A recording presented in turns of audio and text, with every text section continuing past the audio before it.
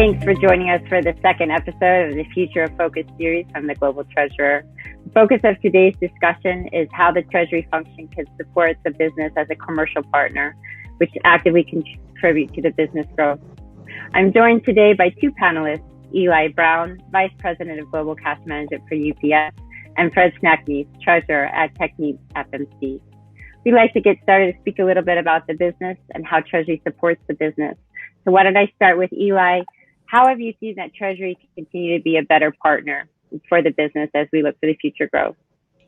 Yeah, from my perspective, it's important that Treasury have a finger on the pulse of emerging trends in the marketplace, especially related to financial technologies, and also to understand how that relates to our consumers. So if we hear of new technologies or payment methods, we should leverage our internal partnerships to understand what does that mean for the business. And we should also leverage our external partnerships with partners such as yourself to find out how can we actually make those things materialize. So we've got a lot of examples of this in the recent past, especially in Asia, where we've seen consumer behavior drive payments into digital formats. And that's something where Treasury was really on the forefront, driving things that help our business better align with our customers.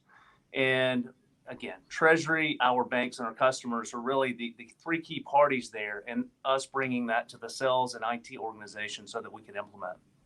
Terrific. Thank you, Eli. And if, Fred, from your point of view in terms of the business side of how Treasury can best support the business side. Yeah, I would echo what Eli said. It very much is about keeping your finger on the pulse and really a two-way dialogue. Our customer base is comprised of national and multinational energy companies, very large in scale, and the projects we undertake are very long dated as well. So the nature of what we do involves planning and forethought on cash and capital and credit, and really I think the engagement that we have with our business partners is very much about understanding the needs of their projects and businesses, but also in keeping them informed with respect to the costs and the capacities and all of the aspects that involve that impact kind of the financial planning for these projects, and really helping them prioritize how they spend resources. And Fred, to further on that point, what do you see as the most pressing challenges for Treasury as we continue to go forward in this new age? You know, I think in the current environment, really one of the pressing challenges, frankly, is just the dynamic nature of change. And it's, whether it's specific to certain companies, certain industries, or just kind of the macroeconomic environment. All of the factors mentioned really have been changing on almost a daily basis, and it becomes necessary just to keep up a pretty quick pace and cadence of discussion with business partners. The agility is so critical now. Post-COVID environment, there are really no knowns that are consistent in our operating environment.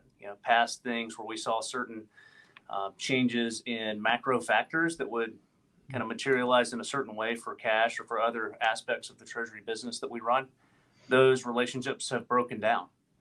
And so it's important for us to really tap into the right data sources and the right internal resources and to be agile. So it's probably the most fun time that it's been to work in Treasury because every day is different and you never know what you're going to get.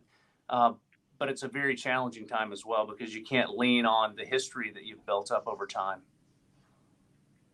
I think that's a great background, and I think we can speak to the two things that can help support what we've just talked about, both in terms of technology and people.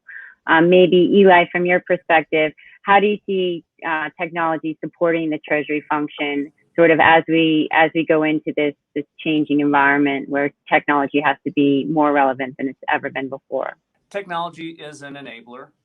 A lot of the processes that we do at the core are not going to change, but we're going to be able to do them more effectively with technology in terms of our internal processes. In terms of external processes, there are things that are changing. Like we mentioned before, there's payment technologies that are different today than there were even 1, 2, 3 years ago. So it's our job to understand those technologies and to really drive that change in the organization to the external parties. We're in the business of managing money, and in reality, what we manage is data and bits and bytes of information. And it's not just a matter of enabling. I mean, it's a question of, if you don't have that data in place, you really have no ground to stand on in terms of understanding, financial positions and affecting the transactions that you need to do day to day. So, digitalization and automation are absolutely key to what we do. And I would say have gotten to the point where there's sort of necessary job skills on a resume for anybody, working in finance and certainly in Treasury.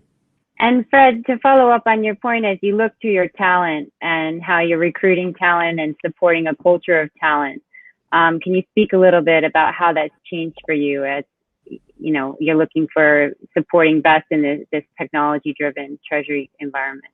Yeah, absolutely. I mean, I've been in the Treasury domain for certainly almost all of my career, and over that time frame, the focus has changed, and the focus on talent has changed from when I started this. It was all about how much do you know about FX, how much do you know about cash, and certainly that's still fundamentally there. We're in a very sort of technically oriented domain. But I think in the last couple of decades, what's become clear is not only do you need to know sort of how to do Treasury, you absolutely need to know how to do data, how to do information. I'm not a technologist myself, but I would say, have become adept at least understanding user requirements and understanding kind of how to bring together solutions.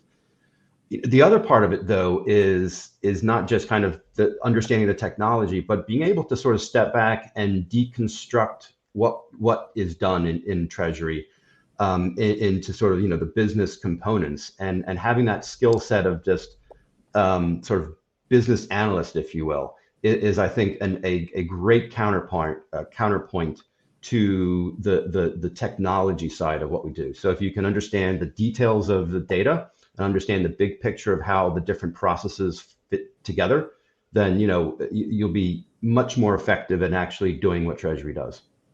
Yeah, and Fred, I think we've seen the same things here at UPS over the past several years. And to your point, Treasury is and probably always will be a very specialized function in terms of the types of knowledge you need. But I think it's becoming a more diverse function in terms of the skill sets that we need, right? Like you mentioned, process mapping, process engineering, process reengineering. Mm-hmm. Those are things that I probably would traditionally have put either in the PMO or in an IT group. But now I need folks that are working side by side with me to help lead those initiatives. And I need technology folks directly on my team, not just in the IT teams, to help us on our day-to-day process execution. And of course, I need people that understand FX and understand cash management processes. So occasionally you'll find a unicorn that can hit almost all of those, but you're also going to piece together folks that are strong in one area and weaker in others. And I think when you bring those folks in, you have to be intentional about the types of assignments you give them and the types of rotational opportunities so that they can grow into becoming that unicorn that at least can work with these various areas that are important for today's Treasury. Yeah, no, great point there. Yeah. How do both of you view the culture of your organization being able to support that talent development? Yeah, for me, and this is a big part of UPS's culture, generally speaking, is constructive dissatisfaction, which really breeds innovation. So from my perspective within Treasury, I'm all about innovation. So innovation that drives improved business processes, innovation that adds value for our business partners, innovation that improves our control environment. Everything we're doing today, I promise, can be done better. And that's through innovation. It's either innovating the way that we do the process itself or leveraging different technologies. But to me, it really, one word, it's innovation. Yeah, Eli, if I heard correctly, constructive dissatisfaction. I just noted that down. I'm gonna use that myself if I can. I like that phrase. It is very appropriate. I would say the culture here at Technip FMC, so I've been here less than a year, but you have seen a tremendous level of collaboration and tremendous ability of people to focus on the task at hand. for what we do, which is as a company, some very intensive engineering to overcome some very challenging situations, such as putting high-tech equipment on the bottom of the seafloor. There's a kind of a culture of engineering that pervades the whole company.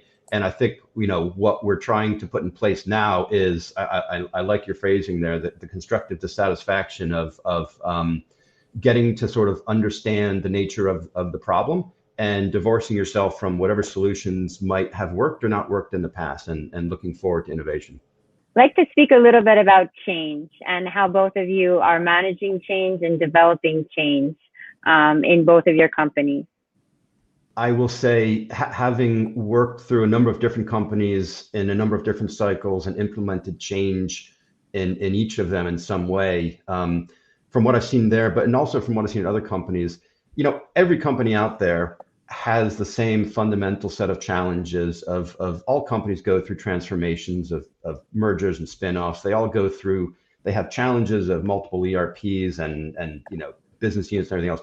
Fundamentally, companies that are able to get through that have demonstrated a commitment to change management, which means adding skill sets of project management and communication and just change management generally. And, I don't pretend to be an expert on the subject myself, but I would acknowledge the value that brings in any enterprise, being able to sort through all of those circumstantial complexities and kind of stick to what they want to do.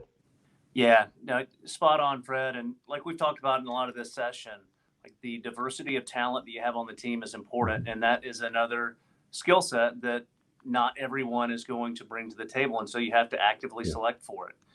Change management, process management, those things go hand in hand. And I think from my perspective, my key role in that is setting a clear vision and trying to have as much of a North Star as possible, so that as we go through the change managements, we're all pointed in the same direction, right? I think that's leadership's job in this. And then to Fred's point, you got to bring in the right people to help get you there tactically.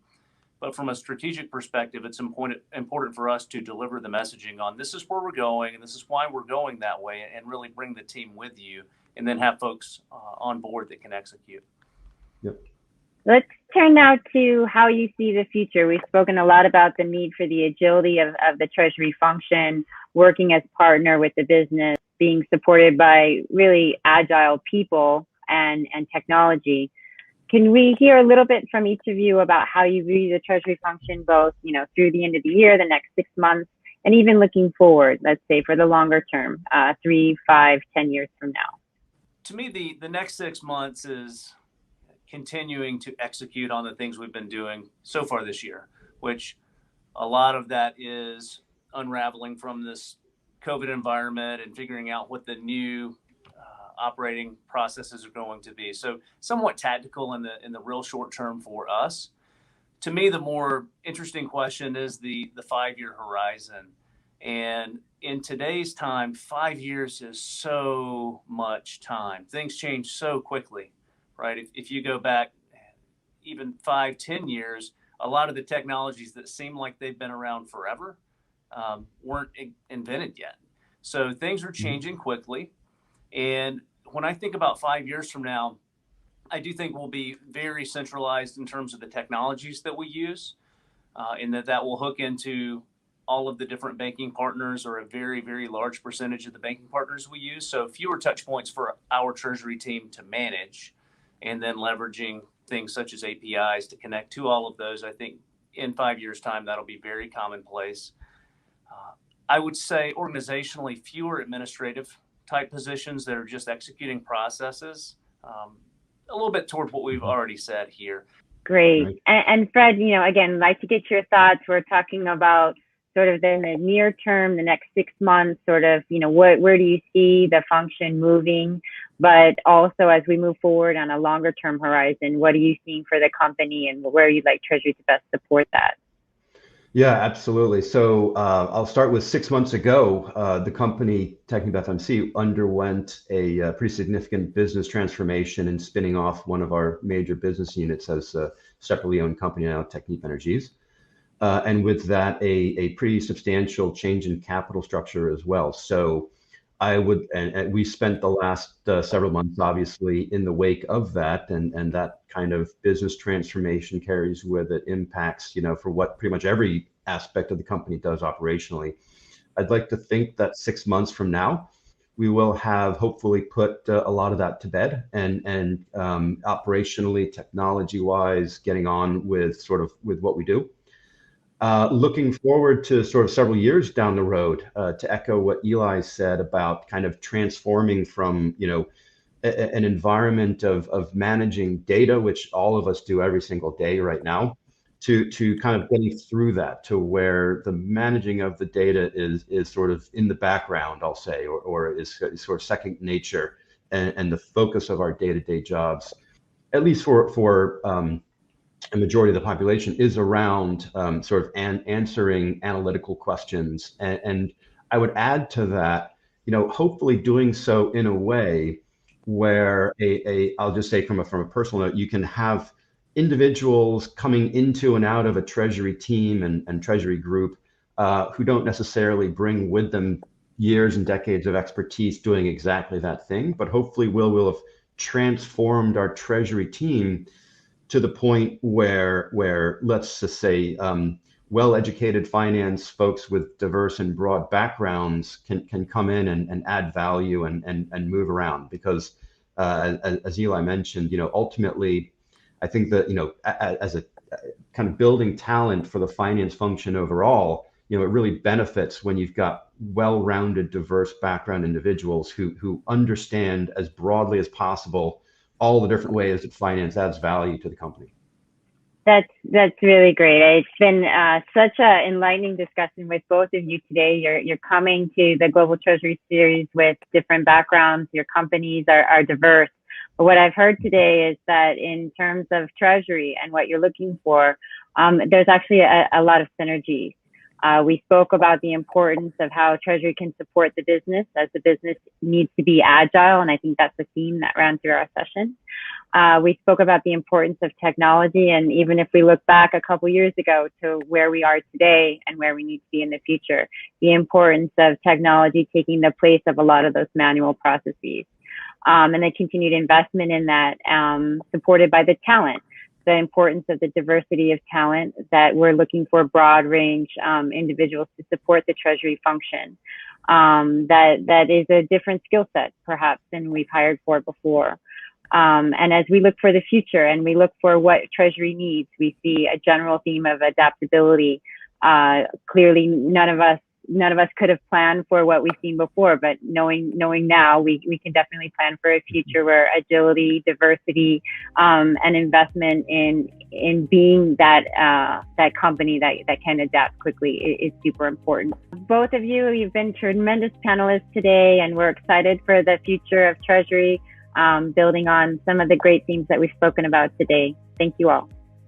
Thank you. Thank you.